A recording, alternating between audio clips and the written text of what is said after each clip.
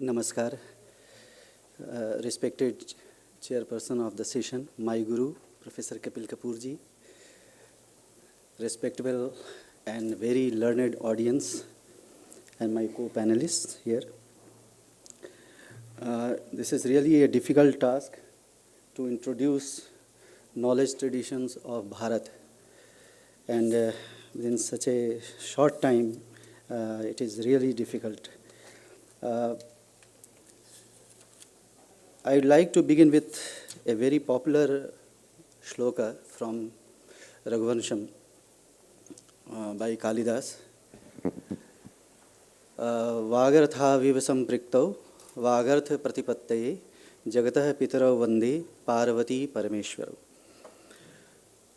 In this verse, our great poet Kalidas has prayed Shiva and Parvati, who are like associated like word and meaning.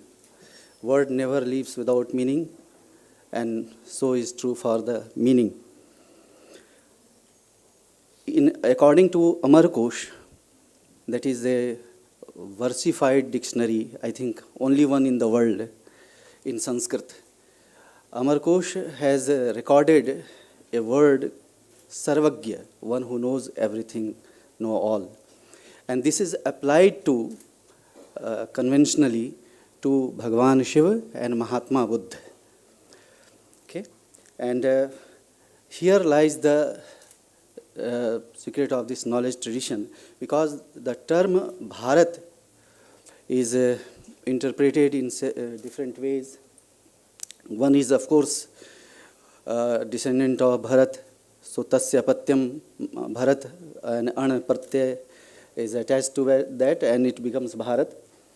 So this is genealogical in a sense, but etymologically also you have another meaning that pertains to this knowledge-centered civilization, and that is Bha means light, illumination, and Rat permeated with or in. Another meaning is also there. Bharat also refers to Mahabharat. So these are the knowledge texts. These two epics, particularly Ramayana and Mahabharata, are not just literary compositions. They are the knowledge texts. They are our itihas also.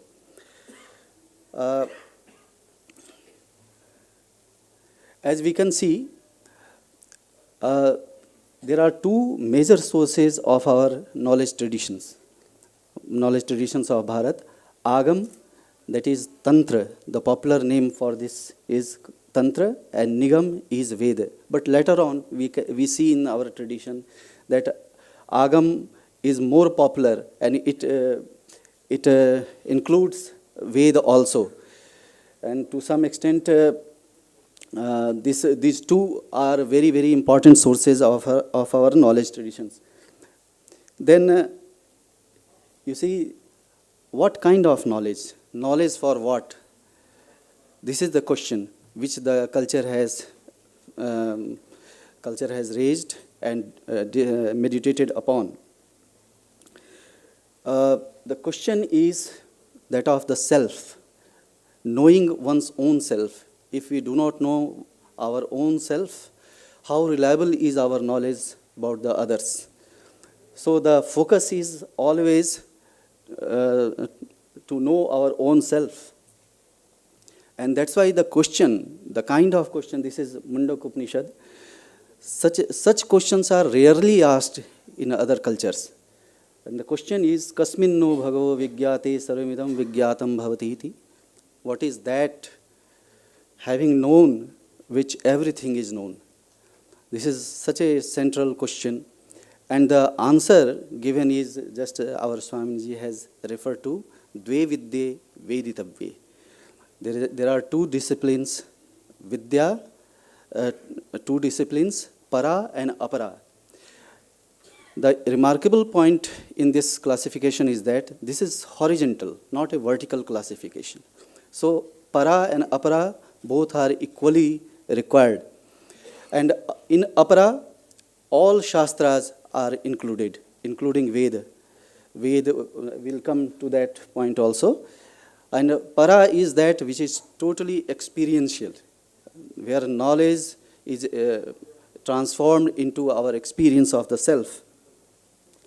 So, and this is the culture that gives highest priority to knowledge, as Bhagavad Gita says in 4th chapter 38th verse, nahi jnanena sadrisham pavitram mihi vidyate. Nothing like, there is nothing like knowledge purifies everything. There is nothing more competent purifier than this knowledge. And sa vidya ya vimuktaye, knowledge is that which liberates us from our narrow self. And again, Abhinav Gupta, a very renowned philosopher, tantric, grammarian philosopher of 10th, 11th century Kashmir, in his Tantrasar says, Ihgyanam moksha karanam.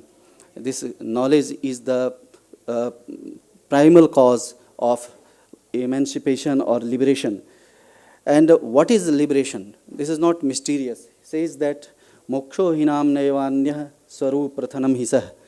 Moksha is nothing other than expanding yourself, freeing ourselves of these narrow bondages or narrow or veiling elements. Then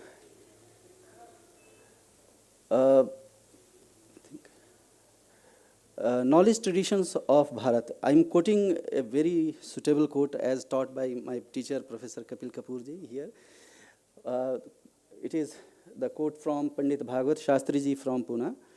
Bharatiya Jnana Parampara Sanatan Ganga Pravah.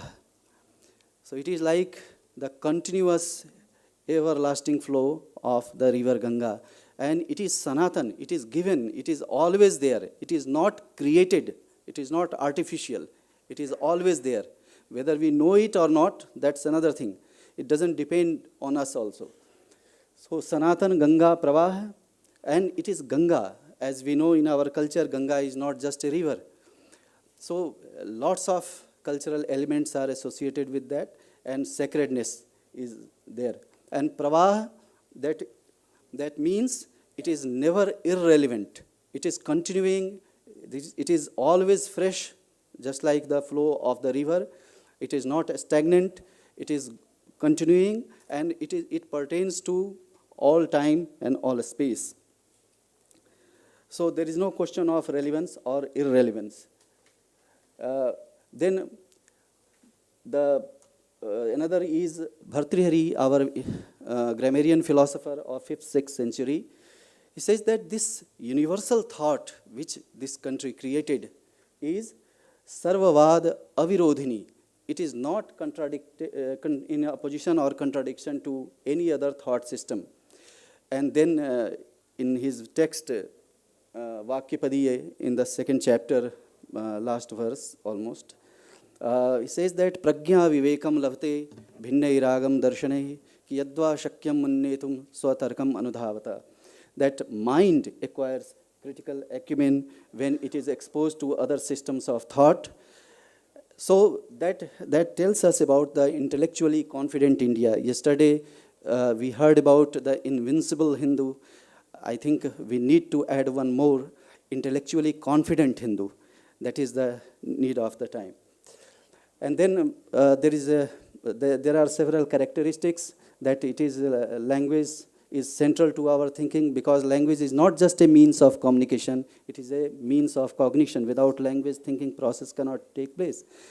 And it is both language, it can be used, or language has twofold identities. It is mantra as well as prapanch, where knowledge reveals truth, or it relates to ourself. It is mantra as well as, and when it covers or veils reality, it is prapancha. Another characteristic is from difference to non-difference, and that can be seen in several places, in several disciplines. Like we have a concept of non-duality in a number of disciplines. Like in grammar, you have Shabda Brahma. In music, you have Nada Brahma. In philosophy, it is Para Brahma. And like that. So the mind transcends difference. It is not denial of difference, but it transcends difference. And that's why Abhinav Gupta says, Shikharastha Jnanavat, the way a person perceives the world while located on the top of the mountain. He doesn't see differences, he sees one reality. It is like that. And then it is Vada Parampara, that is disputation, tradition of disputation, Purva Paksha and Uttar Paksha. This is how our Shastras have been created. Purva Paksha is translated generally as opponent's view, and Uttar Paksha, that is the exponent's view. So in contemporary context, the West is our potential Purva Paksha today. So we have to address to the issues raised in the West. And then there is a shared vocabulary of thought in a number of disciplines. And finally, it is neti neti, going beyond. That is an incessant quest for truth. So this is how the typology goes on. I need not read all these things, that is very technical. So para, apara, shastra ka, various parameters are applied to classify Indian knowledge disciplines. Prabhu Sammit, Suhrida Sammit, Kanta Sammit. Another typology is given by Panini, Drishta, Prokt, Upagyat, Vyakhyan, and Krita. Shruti, Smriti, Kavya. Purusharth Chatushta can also be one of the parameters. Our Shastras relate to Dharma, Artha, Kam, and Moksha. And then Paurushya and Apaurushya. These are the knowledge disciplines.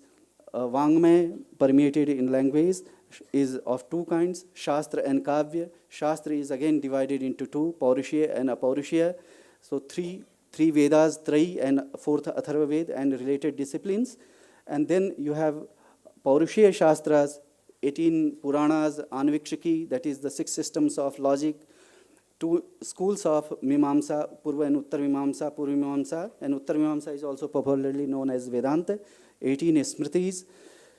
Then 14 knowledge disciplines. This is expected from everyone to know them, and these are the lists given there.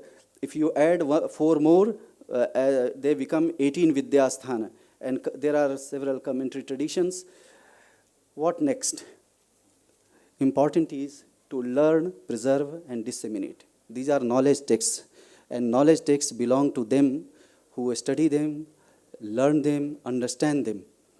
Otherwise, we'll lose all this great tradition. Learn even without purpose. This is the Shruti, Brahmanen Nishkaranena.